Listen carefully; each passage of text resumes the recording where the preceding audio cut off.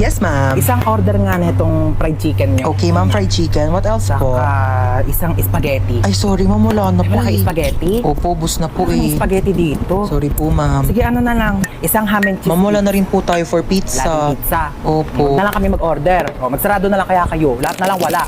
Isang caramel matcha to. Bale, caramel macchiato po. Eh, ba't kasi napapangalan kayo ng pagkain? Ang hirap-hirap naman basahin. Huwag ka na nga mag-order niyan. Meron tayong 3-in-1 kape sa bahay. Magtimpla ka na lang mamaya. Parang ano oras na, di pa rin dumarating yung order natin. Ang tagal-tagal, hindi na pa tayo nag-order. Excuse me? Yes, ma'am. Excuse me, nakatest kami to, di ba? Ay, opo, ma'am. Ito na po. Sorry po. Follow up naman ang pagkain namin. Kanina pa kami nandito. Oo. Ayan, yung katabing table. Oo, ikaw, tinuturo kita.